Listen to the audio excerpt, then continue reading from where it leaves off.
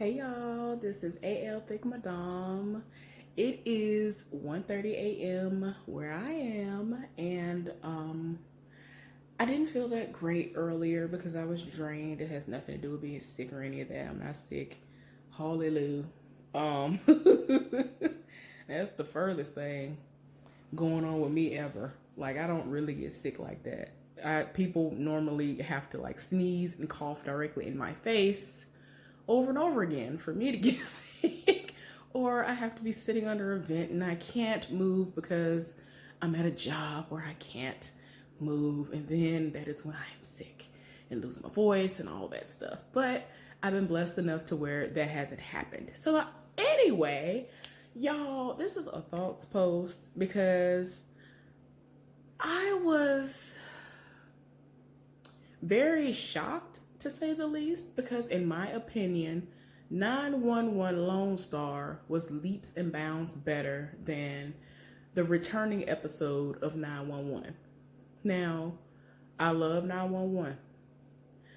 That was the original, which of course spurred 911 Lone Star, which I love.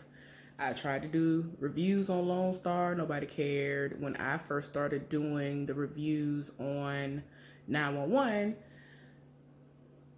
it didn't go anywhere, so I just stopped. So I kind of stopped doing this too. I don't know if I'll pick it back up, but nobody really seemed to care, so I just stopped. So anyway, y'all, I'm sorry. I had to come on here and do this thoughts post because I could not believe my eyes. So the 911 episode, spoiler alert, I'm going to say a few things that have happened, if not everything, in the episode. So on 911, the children end up finding out about Athena's, ex-husband, his situation, because the tumor didn't grow and it hasn't shrunk or anything like that. So he's gonna get surgery. And the oldest child, she's very confused and she's looking like, okay, what are you talking about? Because we already knew that you had this going on before. Why are you all of a sudden now trying to get surgery for it? You said you weren't gonna do that, so what are you talking about? Like, everybody's hiding their spirits. So anyway, that happened. Henrietta and her wife are going through the process of becoming foster parents, hopefully adoptive parents soon after that. And it seemed to have gone over well because they actually were trying to get people to like remember things about them that might, spark better interest for people to be like, okay, yeah, we see y'all's applications and things. We'll give you a shot, whatever. So I'm happy for them. Chimney's brother, he has a half brother that he's never met in his entire life. He randomly appeared at his doorstep the day of his actual birthday. And is her name Maddie? Jennifer Love Hewitt's character. She was actually making dinner and all this stuff for him, and they actually are together. And his father is still how he is. If you watch 911, his daddy is one of those typical parents from overseas. If you ain't doing what they think you're supposed to do, if you ain't a doctor, if you ain't doing all these things like that, then they don't respect the profession that you're in. His father has never respected him being a firefighter, and Chimney is everything. So it's like, how dare you? And it's crazy because his father called and left a voicemail, and he kind of got excited because he was like, wait a minute, my father actually remembered my birthday. He left a voicemail message. So his brother actually was the one knocking on the door and all that stuff. And I was like, is this a surprise that his daddy acting like he got some sense? Did he find out that he ain't got long to live and now he want to act like he got some sense and he want to pop up on him and surprise for his birthday? No. It was a voicemail message trying to figure out, where the brother at. I'm pretty sure he coming to you. Send him back to me. I run him. I couldn't run you. And I'm still disappointed in you. How dare you? So, wasn't even a happy birthday. He didn't get a happy birthday, not never, throughout this whole episode. So I was like, wow. And his brother seems to be very likable. He has popped up at his job, and he has been doing a lot of activities with everybody. And, at first he hated it because it seemed like he was trying to take over his, friendships with his coworkers slash family. And he wasn't here for it at first, but they ended up having a nice bond. And actually his mama, well, stepmama, and his daddy actually came over and they met Maddie and they seemed to be hitting it off okay. And I was kind of scared and glad at the same time, because if you've ever seen this show, his daddy, he ain't here for it. He ain't here for him. He don't care nothing about what he got going on. All he likes to do is continuously berate him for the choices that he's made that aren't his actual choices. They didn't really talk about anything with Athena like that. It was just surrounding the ex-husband.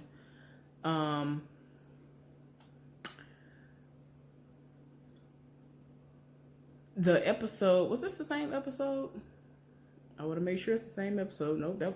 I'm over here thinking about all the goodness of 911 Lone Star.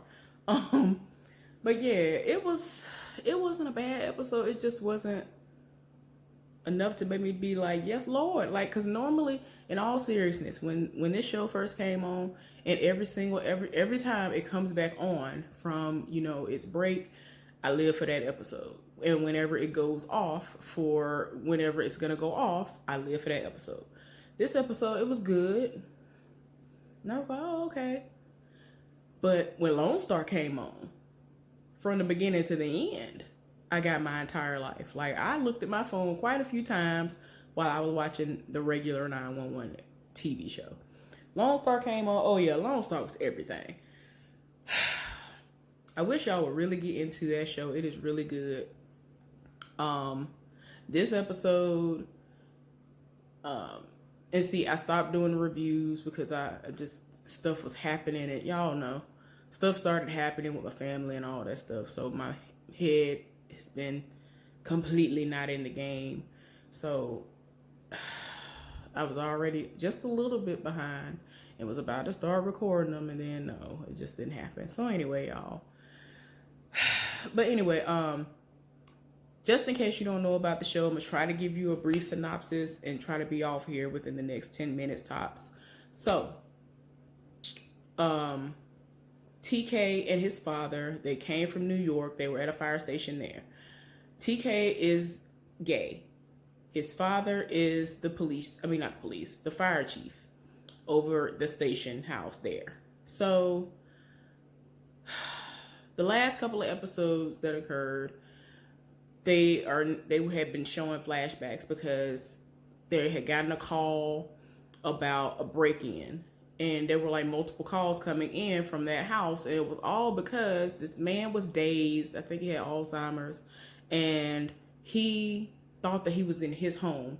He was, but it was a house that he and his wife had years ago, and he wanders away often enough, but the wife never worries about it because he doesn't stay gone for long. He never returns. So I think they were on the phone with her. They were on the phone with him because he's thinking that he's actually having a break-in, but he the one who done broke into these people's houses, and these people that came home, he done went and got a knife, and he hiding and calling 911, and they looking like, oh, we sending some units, and then they over here hearing each other's conversation, and they're like, wait a minute, you said you got a break-in too? It was a grandmother, a grandfather, and a grandson, like a really young child. They were instructed to go in a room and lock the door and all this other stuff. The grandfather had a gun. The man ended up coming and thinking that his wife was in the house. Like, his mind is gone. He's thinking his wife is in their room and that they might be hurting his wife. And the 911 operator had to let him know, like, this is not your home. Your wife is not there. You need to put the knife down and go outside, put your hands up so that the police and everybody else that's there knows that you are not a threat, because it can go a completely different way. Cool. They were able to get him to do that. This man in the house, the grandfather, was so upset, he'd have had a heart attack. Now, TK and his daddy and all the other people that got there. TK, the first one to go through the door, and the grandson, Tom, and I'm telling you, the grandson is under 10 years old. He done got the gun trained on the door, and as soon as the door opened, he shot TK. shot him right in the chest. Like he almost got him good. Like he was about to be out of here. So he had been in a coma and all this other stuff, and he eventually woke up. He is like out, and at this point, he doesn't know if he even wants to do that anymore. He doesn't even know if that was what he was meant to do, and his father is kind of distraught. He had a conversation with his father, and he was like, "Look, I don't know if I ever even wanted to be a firefighter. All I know is you were gone all the time. You were helping everybody else, and especially when 9/11 happened." You really were gone. You were in the thick of it. And he kind of made it seem like the reason why he did all this was so that he could stay near his father, because his father was gone all the time. So that was the only way he was going to get time with his daddy. And I'm like, that's sad. So a situation happened in this episode where there was some kind of solar something that happened, and it messed with all the electronics. He was actually out on a date with this guy who is a cop who has connections to this show as well. And he's paying, and he done put his chip in the thing, and it like shorts out and like kind of, shocks him. And then all this stuff starts going haywire. One of the main things that happens is that a bus was struck and it flipped and all this. And there was a hydrant that bust open. All that. Cool. Y'all, everybody got off the bus safely except the bus driver. She was pinned underneath all kinds of stuff. TK rushed in to save her and all that. And I mean, the hydrant is pumping all this water in, and a fire was on the other side of the bus. And I'm like, Lord, what in the world? So anyway, he was able to actually get her, trying to unpin her. And it was just to the point where she like reached up to his face and was like, baby, you did all that you could do. You've done all you can do. Get out of here and save yourself. Y'all, I was like, what y'all not finna do is this. Like, they tried. Them people tried me. Because I was like, y'all done went through all of this. Y'all mean to tell me I done watched this episode. I done watched this episode. And y'all gonna end it like this with this episode on with this woman. This is how y'all gonna end this part of this segment. With this woman dying. Oh, okay. So they came back later on, and they actually showed TK and the woman being okay. And TK, like I said, he'd already been shot. He was bleeding again. His stitches had come loose and all this, because he had to do the most to try to pry stuff up off of this woman. So he done saved her life. He finally came to the conclusion that, at least for now, it is meant for him to be a firefighter, because he sprang right into action. I'm like, I get it, but bruh, you need to do this. There was a very touching scene that happened, which was the 911 operator. She got a phone call, and the astronaut, it was from an astronaut actually in space, and he got through to her. He was trying to actually call space control in Houston. And so she was like, no, this isn't Houston. This is, what'd she say, Dallas? What did she say? Did she say Dallas? Wherever it's at, y'all. I don't know what's wrong with me. I guess because, I'm going to bed soon. And so he was like, oh, no, I'm trying to call the space station. And so she realizes that he's an astronaut. Y'all, it get to the point where he was like, look, I'm exposed to radiation. And they show his face. His face is like fried. And it's just a mess.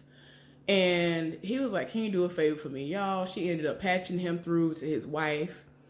And she was like, before she could even get him to allow him to even speak, she was like, oh no, my husband's not here. There's no way you've spoken to my husband. And he starts talking to her. And she was like, and I was like, Lord, I don't nobody have time for this. So he spoke to the wife, and he was like, you know where all the important information is to the policies and all this other stuff? She was like, yeah.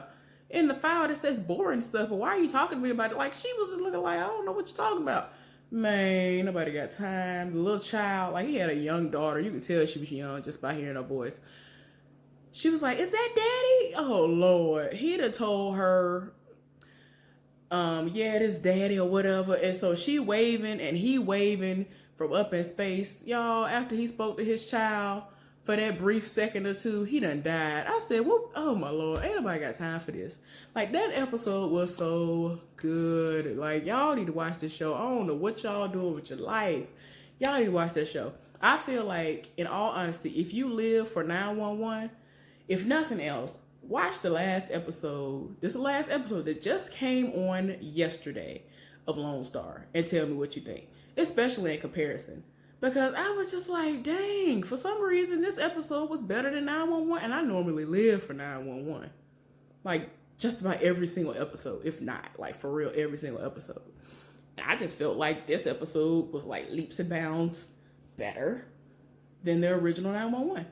Anyway, y'all weigh in below. Y'all let me know what you think. Like this video. That might help me with some algorithms and things. It might help me to do a little bit more in the future. But anyway, I appreciate y'all. Have a good one. Bye.